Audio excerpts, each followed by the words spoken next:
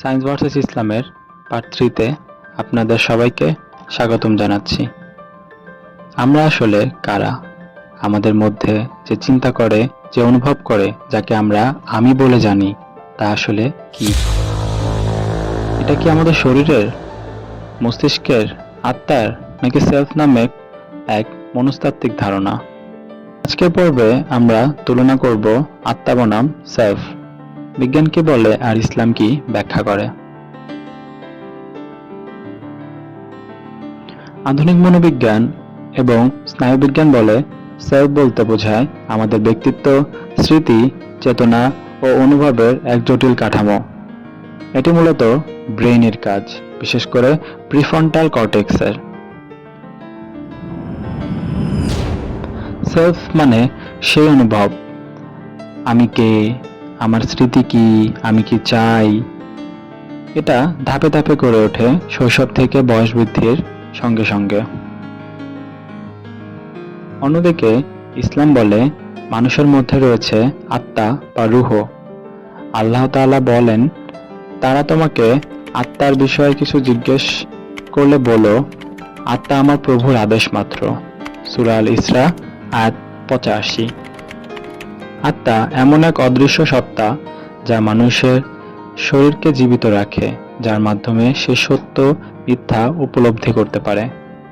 শরীর মরে, কিন্তু আত্মা টিকে থাকে। মৃত্যু মানে আত্মার দেহত্যাগ। তাহলে প্রশ্ন আসে, আত্মা আর সেলফ কি এক জিনিস? না, ইসলাম বলে আত্মা আগে থেকেই ছিল, আল্লাহর আদেশে মানবদেহে প্রবেশ করেছে।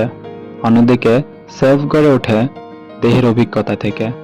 এটা সময়ের সাথে গঠিত হয়, বদলায়, এমনকি ট্রমা, অসুখ বা স্মৃতি হারালেও নষ্ট হয়ে যায়।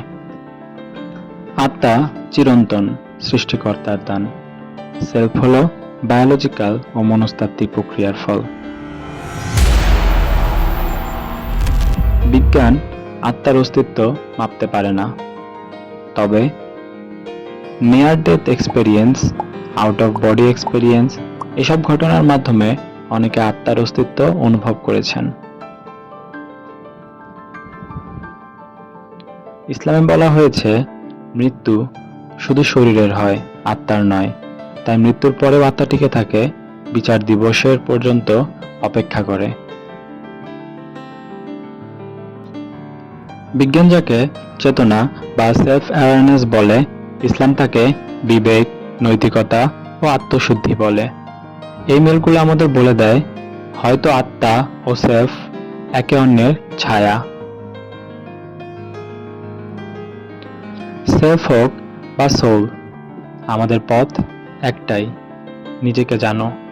কারণ ইসলাম বলে, যে ব্যক্তি নিজের আত্মাকে শুদ্ধ করল, সে সফল হলো। সূরা আশ-শামস আয়াত 9। আসুন নিজেকে জানার এই যাত্রায় বিজ্ঞান ও বিশ্বাস দুটোকেই পাশে রাখি এবং জানার চেষ্টা করি আসলে বিজ্ঞান এবং ইসলাম এর পার্থক্যটা কোন কোন জায়গায়, কি দিকে। এটি ছিল সায়েন্স ভার্সেস ইসলাম সিরিজের তৃতীয় পর্ব, সোল ভার্সেস সেলফ। আপনার ভাবনা কি?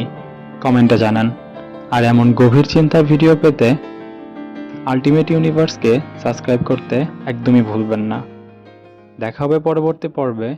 আল্লাহ হাফেজ।